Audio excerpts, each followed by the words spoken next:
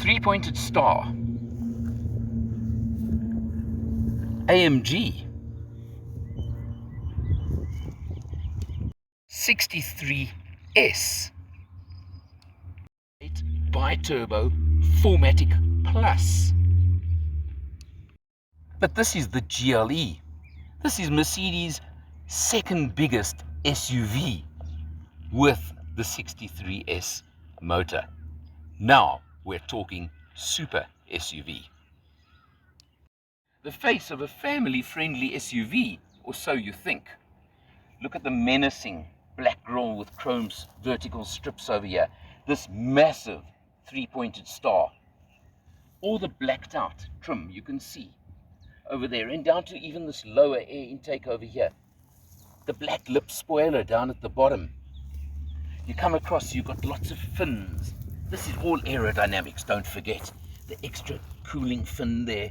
All these fins, everything's done with a purpose. Multi-beam LED headlights that have cornering technology involved as well. Of course, you've got daytime running lights that put on a show when you start up the engine in the dark. Little tricks like that. Massive 21-inch wheels. Check the black AMG, the red AMG calipers. Just standing out over there with the AMG legend on them again, that you can't help knowing exactly what you're dealing with. You've seen that badge. That tells you so much. V8 bi-turbo 4Matic Plus. Don't forget the plus. This running board with the rubber strips on it, that of course just for grip to get in and out, give you easy entry and egress from the car when you want it. We'll look inside in a few moments, but then we come across here. Look at the length of the back door. You can see that this is a car that's got tons and tons of space as well as everything else. Bring the camera inside at the back. And if you look across to the far door, you'll see electric seat adjustment for the two outer back seats on the door, same as you get at the front. So you can adjust the outer two seats. And just to show you, I've got the far seat as far forward as we'll go, and I've got this one on this side a lot closer. Just to give you an idea of the difference you can create in legroom if that's what you're looking to do. Of course, you've got separate air conditioning. If you look in the center over there, they actually are obviously with the engine switched off, but those buttons, you can set the aircon exactly for the rear compartment as you want. And below it, a couple of USBs as well for the rear. Nice, of course. You want that in a car of this quality. Burmester sound system, you'll see speakers in the rear doors. And then if you come along this way now, you'll see a feature I'll always note is aircon vents even in the door pillars, in the B pillars. So you're talking comfort and luxury for your rear seat passengers.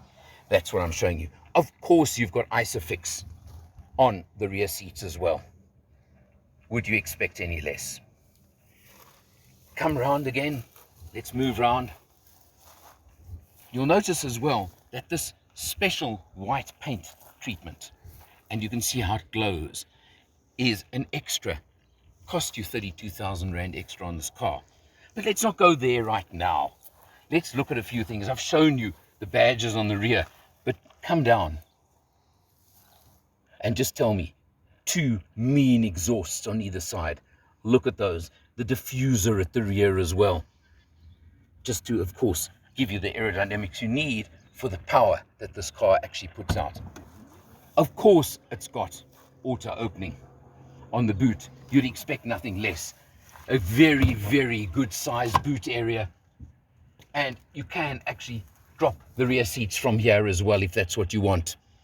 There you go, just at the flick of a lever. And your seats will actually move or do what you want them to do. You also have, there it goes, look at that. And that seat drops just like that. It's everything you want in a car. You can also use this button over here to actually lower the car, but we won't worry there now because I'll show you that. Underneath here, of course, believe it or not, you've actually got a spare wheel for a change. But notice, if you zoomed in here, that the spare wheel actually needs to be inflated. So you've got your pump and you've got everything over there that you would need to do it. But interesting how they do it, that it doesn't take up all that much space. It is a space saver, but so many people moan about run flats these days in upper model cars. Good to see that they have. Now, one little thing that is a problem for me, maybe not for everybody, but I can only just make it to reach the button to close the rear. But of course, that's me, wouldn't apply to everybody. Now, let's get inside. Let's look at endless features and talk some numbers.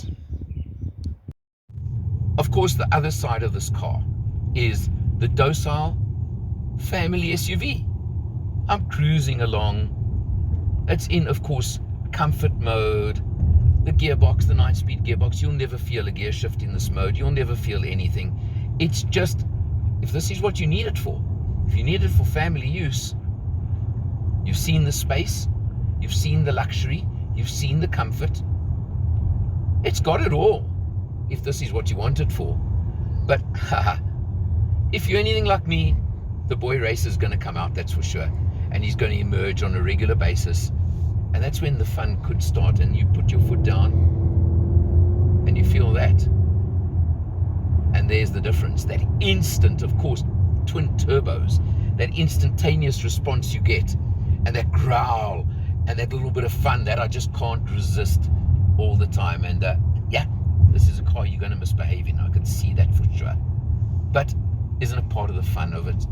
And if you've got this kind of money, and you're going to spend this kind of money on your car, aren't you entitled to have some fun along the way as well? I think you are. I really do. Obviously, I'm just not going to take this car off-roading, but you can see we're on a field, can I call it? And you can just see it. It doesn't make any difference. The 4Matic Plus, I'm still in comfort mode. I haven't even bothered changing the mode or anything else of that sort because I just don't think it's necessary. But you don't drive like an idiot on here. You don't drive like a hooligan. But the biggest thing is you've got the ground clearance, which makes the difference with a car like this. So you can do it quite comfortably, quite easily, and it will not make any difference whatsoever to anybody around. So that's just showing you what it's like if you actually take it on some, should I call it rough road? I think you know what I mean. Looking at the dashboard, as we always do to start, not that I think it's important on this car, but we've done 375 kilometers on this test, all kinds of driving, all conditions, doesn't matter, averaging 12.8 liters per 100. Now, I think that's actually probably exactly what you could expect from a car like this. Note over here as well, the EQ charge, because this engine even has some hybrid electronic charging to it as well. But let's not even worry about that for now.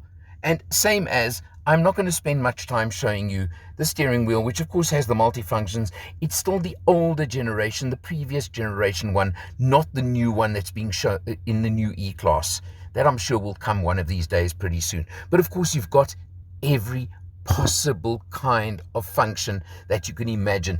Active cruise control, active everything. The list will be endless. It's actually crazy for me to even try and tell you. But what I do want to show you is that and those two there. Those are really, really important buttons. And what I'm going to do now is I'm going to go across to the center screen, look at that screen, of course, 12-inch infotainment screen, which shows you absolutely everything. But now, if the camera's ready and focused on the screen, watch what happens when I turn that first knob on the right with the steering wheel. The moment, look here, if I just swing it, 1. I was in comfort mode. Note there's slippery, individual, comfort, sport. Don't worry, it doesn't end there. No, sport plus. Whoops, race mode. It ends there. Now those are of course the multi-modes. Race, as I said, but wait, let's just click back through the modes very quickly. Because if I go the other way, I showed you slippery, trail, sand. These are, of course, are the 4x4 off-road modes. So at the click of this knob, I can change all those modes and play with them just using this knob I showed you on the right-hand side of the wheel. So let's just go back to, of course, comfort, where I spent most of my time in the car. But now let's come to those two buttons I showed you on the left of the steering wheel. And what do those do? Well, look on the screen again. I press that button and it comes over here and tells me my exhaust is now in powerful mode. So just listen for a second. I'm going to open the window. Can you hear that? Does that give you some idea of what this car is about? Then let's just play with the other button for a second, seeing as it's there. And I press that one, and that shows me my damper system that's now in. You can go to medium, you can go to dynamic, and you can go to all different settings, of course, for the dampers, the springs, etc. So I've now got that into the more dynamic mode as well. The thing with a car like this is you never even get the chance to use so many of these things. But they're there, and isn't that what it's about if you're buying a car like that? And it's got every other button, every other knob I showed you. Obviously, you've got heated seats. You've got Burmester sound system. This is all pretty much what you'd expect.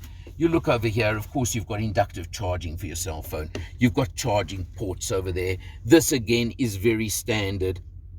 Exactly what you'd expect from a GLE Mercedes, so there's no problem there. Over here are repeats for these buttons I showed you on the steering wheel. Of course, these are unique to this car as well, to the AMG version, but it's exactly the same. And this one over here can literally raise or lower your ride height. Again, if you're in the off-road modes, only then will it work on those. But you've got all of those. You've got, of course, the large compartment over here with, again, charging ports, etc. over there. So those are all there. You've got absolutely, this car, you must understand, is spec'd up to the hilt with everything that is possibly available on a car like this. So now I said we're going to talk some facts and figures. Let's go into some numbers.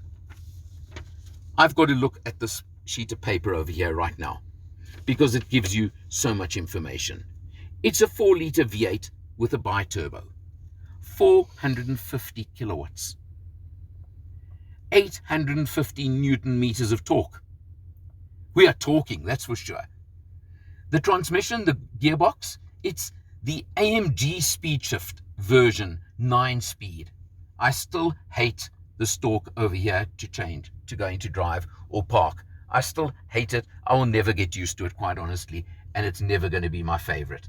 But of course, you've got very significant pedals over here if you're in racing mode. So imagine in race mode using these with that exhaust blasting the way it's blasting, etc. The quoted time from Mercedes is 3.8 seconds, 0 to 100, and a top speed of 280 kilometers an hour. 280. That's the top speed they're talking in a medium, large, luxury SUV. This thing's manic, quite honestly. That's what I've got to say. It comes standard with so many things that you cannot believe, obviously, but then there are some extras as well. The seats I'm sitting on are the multi-contour front seats, climatized. I mentioned to you it's got heating, etc. on the seats as well. Now, those are an extra. They'll cost you 62,000 Rand if you want these seats with the climate into it. I'm just giving you a few of the extras that I found along the list. It's got a driving assist package. I'm not even sure everything that gives you, but you know what I'm talking about. It just, obviously, if you really want to drive this car hard and fast, you're going to feel it. And that is another 44,000 Rand. The AMG Performance Exhaust System is another 22,000 Rand. But what I haven't told you is the price of the car before you start with extras. We're talking 2.9 million Rand. Wow. But this is a handcrafted, hand-built machine. What do I mean by that? I've stressed the AMG all the time. Remember the fact that the engine under this bonnet is hand-built by one man. That's an AMG feature and fact that you'll never get away from and will never change. The car itself, this is a full AMG, It's built by AMG, and that obviously carries exceptional, incredible value. It's the car for the man that has everything, that wants everything, but has a biggish family still and wants to transport them around with him. The extras on this car are fairly limited compared to what's often available because so much is standard. But you're still looking at about 260,000 rands worth of extras on this particular car. I mean, just look at this incredible panoramic sunroof. The bottom line is cars like this are special. It's a super SUV. It could even be a hyper SUV if you want to define it. I don't quite know where to put it. All I know is it is the most fun you can get in a luxury large vehicle. That's for sure. It gives you absolutely everything. It's got manic performance if that's what you want. But if you're in cruising mode, it's incredibly comfortable, incredibly smooth. You can't pull away from a robot slowly in this car. It just doesn't happen. And if you want people to know you've arrived, all you have to do is give a blast or two on the exhaust, on the loud pedal to give the exhaust that bit of extra sound. It's simply like that. There are a couple of competitors, obviously. BMW right at the top of the X5 range. You've got, well, you have to talk Porsche Cayenne Turbo over here. You've got the Aston Martin DBX nowadays. You've even got the Lamborghini Urus. Those are the competitors to a car like this. This is obviously a niche, but I think they've done an incredible job with this one to give it what it is. And it's a privilege, it's fun to get to test a car of this sort. For Mud Matters, I'm Eleanor. See you next time.